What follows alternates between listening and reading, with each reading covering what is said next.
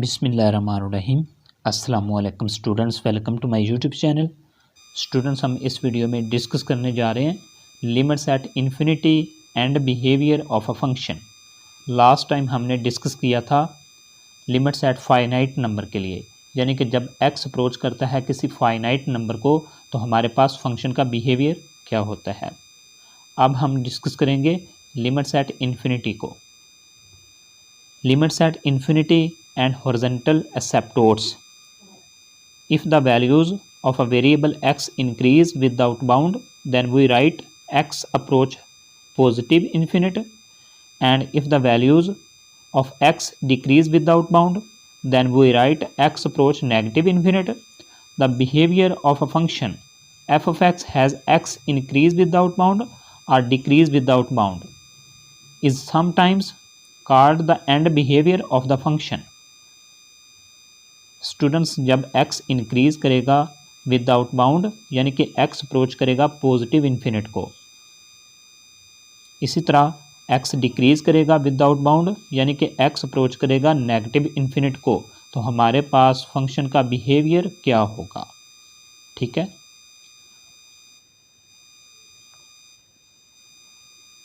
हमारे पास एग्जांपल है limit x approach negative infinite 1/x is equal to 0। इसी तरह limit x approach positive infinite 1/x is equal to 0। तो students, जब x अप्रोच करेगा नेगेटिव इन्फिनिट से तो हमारे पास 1/x की वैल्यू आ रही है 0। इसी तरह जब x अप्रोच करेगा पॉजिटिव इन्फिनिट को तो हमारे पास 1/x की वैल्यू फिर भी 0 आ रही है। तो स्टूडेंट्स, आप ग्राफिकली देख सकते हैं, ये हमारे पास y is equal to 1/x का ग्राफ है। ठीक है, जब x अप्रोच करेगा नेगेटिव इन्फिनिट को तो हमारे पास फंक्शन की वैल्यू 0 की तरफ जा रही है, यानी कि 0 के करीब जा रही है। ठीक है,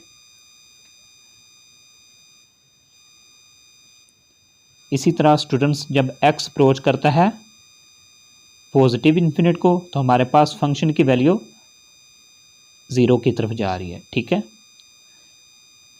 तो स्टूडेंट्स, आप ग्राफिकली देख सकते हैं। इसी तरह स्टूडेंट्स, हमारे पास टेबल है, आप न्यूमेरिकली भी देख सकते हैं। ये हमारे पास x की वैल्यूज़ हैं और ये हमारे पास है 1/x की वैल्यूज़। ठीक है, तो स्टूडेंट्स, जब x अप्रोच करता है नेगेटिव इन्फिनिट को तो हमारे पास 1/x इंक्रीज़ करेगा टूवर्ड्स 0 की तरफ। ठीक है, यानी कि 0 की तरफ हमारे पास वैल्यूज़ जा रही हैं और हमारे पास फंक्शन की वैल्यू 0 की तरफ जा रही है। इसी तरह जब x अप्रोच करता है पॉजिटिव इन्फिनिट को तो हमारे पास फंक्शन की वैल्यू डिक्रीज़ होगी टूवर्ड्स 0। ठीक है स्टूडेंट्स, नेक्स्ट हमारे पास है limits at infinity and informal view. If the values of f of x eventually get as close as we like to a number l as x increases without bound, then we write limit x approach positive infinite f of x is equal to l, or f of x approach l as x approach positive infinite. यानी कि students, जब x increase करेगा without bound तो हमारे पास जो F of x की value होगी, F of x की हमारे पास जो लिमिट होगी वो क्लोज हो रही है l की तरफ। ठीक है, यानी कि एफ ऑफ एक्स l की तरफ जा रहा है। इसी तरह जब x डिक्रीज़ करेगा विदाउट बाउंड तो हमारे पास जो फंक्शन की वैल्यू है वो फिर भी l की तरफ जा रही है। ठीक है, जैसे आपने ग्राफिकली पहले डिस्कस किया कि जब x अप्रोच करता है पॉजिटिव इन्फिनिट से तो हमारे पास फंक्शन की वैल्यू 0 की तरफ जा रही होती है, 0 की तरफ क्लोज हो रही होती है।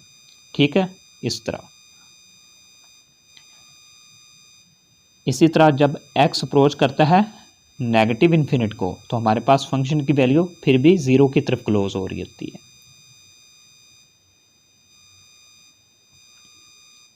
तो स्टूडेंट्स, हमारे पास नेक्स्ट है the end behaviour of a function f when x approach positive infinite f of x is equal to l, or x approach negative infinite f of x is equal to l. तो students अगर हम horizontal एसिप्टोट के बारे में बात करें तो हमारे पास y is equal to l, ये हमारे पास एक हॉरिजॉन्टल लाइन है।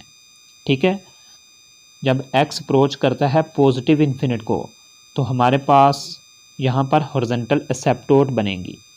तो स्टूडेंट्स मैंने आपको बताया था कि हमारे पास हॉरिजॉन्टल एसिप्टोट का जो मीनिंग होता है वो होता है नॉन इंटरसेक्टिंग, यानी कि ये जो ग्राफ है आपका ये इस लाइन को इंटरसेक्ट नहीं करेगा।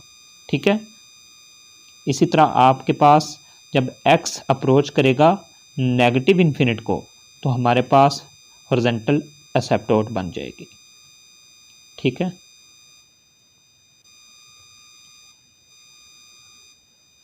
स्टूडेंट्स आपके पास एग्जाम्पल 2 है। हमारे पास फंक्शन है f of x is equal to tan inverse x. जब हमारे पास x अप्रोच करता है पॉजिटिव इन्फिनिट को तो हमारे पास जो फंक्शन की वैल्यू आती है वो है π/2। ये आपके पास फंक्शन की वैल्यू है। तो स्टूडेंट्स इस वैल्यू पर हमारे पास हॉरिजॉन्टल एसिप्टोट बनेगी जब x अप्रोच करता है पॉजिटिव इन्फिनिट को। तो आप देख सकते हैं जब x अप्रोच कर रहा है पॉजिटिव इन्फिनिट को तो हमारे पास यहाँ पर हॉरिजॉन्टल एसिप्टोट बन जाएगी। इसी तरह जब x अप्रोच करता है नेगेटिव इन्फिनिट को तो हमारे पास फंक्शन की वैल्यू आती है -π/2 और यहाँ पर भी हॉरिजॉन्टल एसिप्टोट बन रही है। एग्जाम्पल 3 हमारे पास f of x is equal to 1 + 1/x raise to power x। तो स्टूडेंट्स ये मैथमेटिकली हमारे पास e के इक्वल होता है जब limit x approach positive infinite होती है। इसी तरह जब x अप्रोच करता है नेगेटिव इन्फिनिट को तो हमारे पास इस फंक्शन की जो वैल्यू होती है वो फिर भी e के इक्वल होती है। ठीक है, तो स्टूडेंट्स हमारे पास e की वैल्यू होती है 2.71 समथिंग होती है। तो स्टूडेंट्स आप ग्राफ की मदद से देख सकते हैं जब x अप्रोच करता है पॉजिटिव इन्फिनिट को तो हमारे पास यहाँ पर हमारे पास वैल्यू है 2.71 समथिंग है। ठीक है, और यहाँ पर हमारे पास हॉरिजॉन्टल एसिप्टोट बन रही है। इसी तरह जब x अप्रोच करता है नेगेटिव इन्फिनिट को तो हमारे पास हॉरिजॉन्टल एसिप्टोट बना रहा है। स्टूडेंट्स नेक्स्ट हमारे पास है limit laws for limits at infinity. हमारे पास है limit x approach positive infinite f of x raise to power n। तो स्टूडेंट्स आपने फंक्शन के साथ लिमिट लगा दी और होल की पावर आपने n कर दी। इसी तरह स्टूडेंट्स सेम फंक्शन ये भी है और आपने फंक्शन के साथ लिमिट लगा दी और होल की पावर n कर दी है। स्टूडेंट्स जब हमारे पास किसी फंक्शन के साथ कोई कोस्टेंट मल्टीप्लाई हो रहा हो तो आप कोस्टेंट को शुरू में लिखते हैं और फंक्शन के साथ लिमिट लगा देते हैं।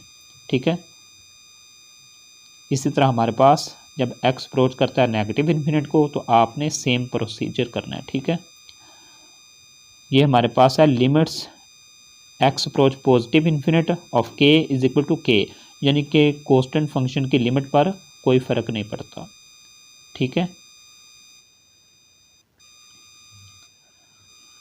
स्टूडेंट्स, हमारे पास एग्जाम्पल है 4 limit x approach positive infinite 1/x raise to power n। आपने क्या करना है, फंक्शन के साथ लिमिट लगा देनी है और होल की पावर n कर देनी है। जब आप लिमिट पुट करेंगे x की जगह पर तो हमारे पास 1/∞ ये ज़ीरो के इक्वल होता है। इसी तरह जब x अप्रोच करता है नेगेटिव इन्फिनिट को तो हमारे पास फिर भी वैल्यू आएगी 0। ठीक है, हमारे पास बी पार्ट है limit x approach positive infinite into 1 + 1/2x raise to power x। ठीक है, तो स्टूडेंट्स आपने क्या करना है, हमारे पास है 1/2x, आपने इसका रेसिप्रोकल बनाना है इसकी पावर में। ठीक है, तो आप क्या करेंगे, इस x के साथ आप 2 को मल्टीप्लाई भी करेंगे और डिवाइड भी कर देंगे।